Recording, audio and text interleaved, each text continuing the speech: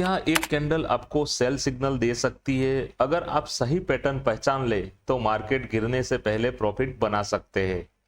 आज हम बात करेंगे बियरिश एनगल्फिंग कैंडल की। नमस्कार दोस्तों, स्वागत है आप सभी का स्टॉक विजडम एकेडमी में। आज के वीडियो में हम समझेंगे बियरिश एनगल्फिंग कैंडल क्या होती है, इसका यूज कैसे करें और कैसे इसके प्रॉफिट बनाया जा सकता है। तो सबसे पहले मैं पेंट के अंदर एक ड्राइंग किया है जिससे आपको समझ में आ सके। मैं डिटेल में एक्सप्लेन करूंगा कि बियरिश एनगल्फिंग जो कैंडल होती है वो कैसे वर्क करती है और हमारे लिए कितनी इंपॉर्टेंट है, वो सब हम इस वीडियो के अंदर समझने वाले हैं। तो हम समझते हैं। देखो, बियरिश एनगल्फिंग है ना, वो कैंडल हमारे लिए किस तरीके से काम करती है। तो सबसे पहले तो अप ट्रेंड की शुरुआत होनी चाहिए। जहां पे अप ट्रेंड पूरा होता है वो वहां पे ग्रीन कैंडल फॉर्म होती है और ग्रीन कैंडल बनने के बाद उसके राइट साइड के अंदर एक रेड कैंडल बनती है जो कि पूरा ग्रीन को खा जाती है, यानी कि पूरा ग्रीन को कवर कर देती है। तो उसी कैंडल को हम बियरिश एनगल्फिंग कैंडल कहते हैं। बियरिश एनगल्फिंग कैंडल मतलब ग्रीन कैंडल जो बनी है, जो हाई लेवल पे जाके बनी है, उसको पूरा कवर कर लेती है। और जैसे ही ये कैंडल बनती है तो फिर वहां से एक जबरदस्त डाउनफॉल देखने को मिलता है और कहीं ना कहीं वो बॉटम तक आ ही जाता है। तो इसी प्रकार से, इसी बिहाव से बियरिश एनगल्फिंग जो कैंडल है वो हमारे लिए काम करती है। लेकिन हमारे लिए इंपॉर्टेंट क्या है? सबसे पहले देखो, इंपॉर्टेंट सिंपल लैंग्वेज में समझे तो हमारे लिए ये हाई लेवल पे जाने के बाद एक ग्रीन कैंडल फॉर्म होनी चाहिए और उसके तुरंत बाद एक रेड कैंडल बनेगी और रेड कैंडल पूरी ग्रीन कैंडल को कवर कर देनी चाहिए। देखो, रैंडमली कोई कैंडल बन जाए और आधा अधूरी बिना क्लोजिंग के बनती है तो हमारे लिए वो इतना इफेक्टिव नहीं वर्क करेंगी। तो ये सब हमको ध्यान में रखना है। पहले एक ग्रीन कैंडल बनती है और उसके बाद फिर हमारे लिए जो हमने बोला कि एक रेड कैंडल बनती है, तो ये हमारे लिए एक अच्छा वर्क कर सकती है। देखो, बॉटम के नीचे यानी कि जहां पे सपोर्ट है वहां पे बनेगी तो वो हमारे लिए वर्क नहीं करेगी, लेकिन हमें हमारे लिए जहां पे रेजिस्टेंस है वहां पे बनती है, जहां पे हाई टू हाई स्टॉक्स ने लगाया वहां पे जाके एक कैंडल फॉर्म होती है, तो एक जबरदस्त वर्क हमारे लिए करती है और कहीं से प्राइस डाउन आ सकती है, ऐसा एक प्रोबेबिलिटी रहती है। अब सबसे इंपॉर्टेंट, एंट्री कैसे ले। देखो, हम चार्ट पे जाते हैं और चार्ट पे जाएंगे तब हमें ज्यादा क्लियर होगा कि एक्चुअल में बियरिश एनगल्फिंग जो कैंडल है वो वर्क कैसे करती है। देखो, हमने एक चार्ट लिया है, यूनिपार्ट्स का चार्ट है हमारे लिए, और उसका जो हमने टाइम फ्रेम रखा है वो डेली कैंडल है। और डेली कैंडल के जरिए हम समझते हैं कि जो हमारे लिए जो बियरिश एनगल्फिंग जो कैंडल है वहां पे एंट्री कैसे ले। और सबसे पहले तो हम चार्ट पे वो कैंडल बनी कैसे वो हम समझे कैसे, तो हम डिटेल में एक्सप्लेन करते हैं। देखो, यहाँ एक बॉटम बना हुआ है, आपको कंप्लीटली दिख रहा है, और प्राइस वहां से कंटिन्यू हायर टू हाई बना रही है और कहीं ना कहीं एक अच्छे लेवल पे जाके वहां पे प्राइस रुकती है।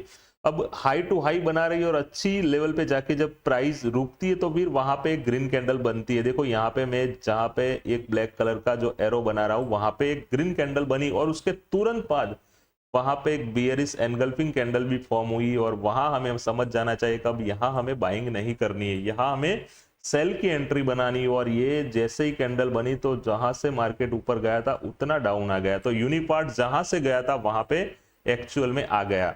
तो यही जो हमारी कैंडल स्टिक पैटर्न है, यही इसका पावर है। तो बियरिश एनगल्फिंग इसी प्रकार से काम करती है।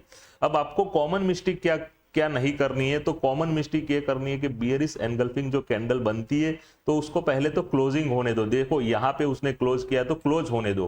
तो क्लोज होने के बाद फिर हम यहाँ पे एंट्री लेंगे और यहाँ पे हम एसएल रखेंगे, यानी कि यहाँ पे एसएल रहेगा, स्टॉप लॉस हम मेंटेन करेंगे और वहां पे हम एंट्री लेंगे। एंट्री लेने के बाद देखो, हम बने रहेंगे प्राइस के अंदर, और जैसे ही एंट्री लेने के बाद हम बने रहेंगे प्राइस के अंदर, और वहां से जो हमें डाउनफॉल देखने को मिला है कहीं ना कहीं एक अच्छा फॉल हमें देखने को मिला है। कितना पॉइंट का मिला है वो भी मैं आपको बता देता हूं। देखो, जो यहां से जो हमें फॉल देखने को मिला है मेरे ख्याल से 693 पे अगर हमने एंट्री ली होती तो वहां से 1 2 3 4 और 5 और 6 कैंडल के अंदर 120 रुपए यानी कि 120 रुपीस का डाउनफॉल देखने को मिला है। और कहीं ना कहीं एक जबरदस्त फॉल हमें जैसे ही बियरिश एनगल्फिंग कैंडल फॉर्म हुई तो यहां से अच्छी हमें शॉर्ट डाउनफॉल देखने को मिला है। देखो अब कॉमन गलती क्या आपको अगर नहीं करना है वो मैं आपको बता देता हूं कि हर जगह ऐसी कैंडल को मत ढूंढो। देखो मैंने बोला कि हाई लेवल पे जहां पे सपोर्ट है, मतलब जहां पे स्टॉक या निफ्टी या कुछ भी जो कैंडलस्टिक पैटर्न पे डिपेंडेंट है वो हाई पे हाई ट्रेड कर रहा है और फिर वहां पे जाके ये कैंडल फॉर्म होती है तो हमारे लिए एक जबरदस्त वर्क कर सकती है। हर जगह उसको ढूंढो नहीं। दूसरी जो हमारी बात रहेगी, कंफर्मेशन के बिना ट्रेड मत करेगी। कंफर्मेशन क्या कि ये कैंडल पूरी क्लोज होनी चाहिए, यहाँ आधी अधूरी कैंडल बने और आप एंट्री ले लेंगे तो फंस जाएंगे। तो कंफर्मेशन हमें मिली कि ये क्लोज हो गई और पूरा ये बियरिश एनगल्फिंग कैंडल बनी, उसके बाद हमें कंफर्म हो गया कि यहां से एक मार्केट डाउन आ सकता है, तो कंप्लीट वैसा ही हुआ। स्टॉप लॉस को इग्नोर मत करिए। देखो स्टॉप लॉस को इग्नोर नहीं करना है, एसएल हमेशा मेंटेन करके ही चलना है और जहां पे हमारा एसएल पॉइंट है, देखो ये हम यहाँ पे एसएल रखेंगे तो एसएल लेके निकल भी जाएंगे। अगर मार्केट हमारे डायरेक्शन में नहीं चलता और कहीं रॉन्ग डायरेक्शन के अंदर चल जाता है तो फिर हम वहां से एसएल लेके निकल भी जाएंगे। तो ये सब हमें ध्यान में रखना है। देखो ट्रेडर आप तभी बन पाएंगे जब छोटी छोटी जो गलतियां रहती है उसको आप समझेंगे और उसके अंदर आप इंप्रूवमेंट करने की कोशिश करेंगे, तब जाके कहीं ना कहीं एक आप अच्छे ट्रेडर बन सकते हैं। देखो छोटी छोटी गलतियों से ही सीखना चाहिए जिससे हमें और ज्यादा क्लैरिफिकेशन आती है और उससे हमें ज्यादा हमारे ट्रेडिंग जर्नी के अंदर इंपॉर्टेंट होती है। तो इसी प्रकार से बियरिश एनगल्फिंग की हमने बात की। बियरिश एनगल्फिंग अगर हमारे जो हमने लेवल बताए वहां पे बनती है तो एक डेफिनेटली जबरदस्त वर्क करती है। देखो एक दो एग्जांपल और देखते हैं जिससे आपको समझ में आ जाए।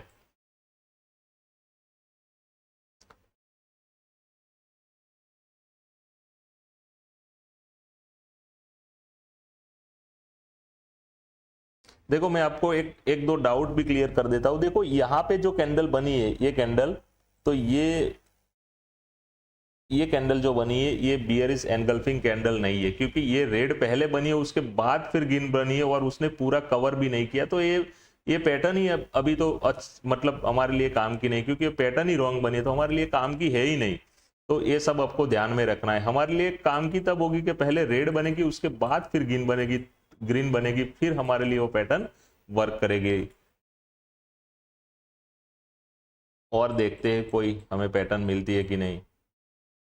देखो यहाँ पे भी मिली है लेकिन थोड़ी सी, देखो यहाँ पे ग्रीन कैंडल बनी है, कहाँ पे हाई लेवल पे ट्रेड कर रहा था वहां पे जाके एक कैंडल बनी और वहां पे फिर बियरिश एनगल्फिंग कैंडल बनी, तो एक यहाँ से भी एक अच्छा फॉल आया हुआ है। ऐसा ही काम करता है मार्केट। देखो यहाँ पे भी बनी है एक ग्रीन कैंडल, जो ग्रीन बनने के बाद फिर बियरिश एनगल्फिंग बनी और वहां जो उस कैंडल उसको पूरा कवर कर दिया यहाँ तक और फिर वहां से भी एक अच्छा फॉल आया है। तो कंप्लीटली वर्क करती है। देखो प्रॉपर प्राइस एक्शन जो होती है ना वो वर्क करती है, लेकिन आपको समझना पड़ेगा, चार्ट पे प्रैक्टिस करनी पड़ेगी। देखो हम सबको साथ में लेके चलते, सपोर्ट रेजिस्टेंस को भी लेते, हम कैंडलस्टिक पैटर्न को भी ध्यान में रखते हैं। हम कहीं पे भी अगर कोई चार्ट पैटर्न भी बनती है तो वो भी हम ध्यान में रखते हैं, कहाँ पे बनती है वो भी हम ध्यान में रखते हैं, ग्लोबल मार्केट को भी हम ध्यान में रखते हैं। वो सब हम टूल्स को एक साथ लेके चलते, फिर हमें कहीं पता चलता है कि हमें अब बाय करना है या सेल करना है। तो सब आपको समझ के ट्रेड करना है, तभी आप अच्छा प्रॉफिटेबल ट्रेडर यहाँ पे बन सकते हैं। देखो ट्रेडिंग ऐसी जर्नी है कि वहां पे आपको छोटी छोटी गलतियों से सीखना है और कहीं ना कहीं जो आप गलतियां कर रहे हैं वो दोबारा गलती ना हो।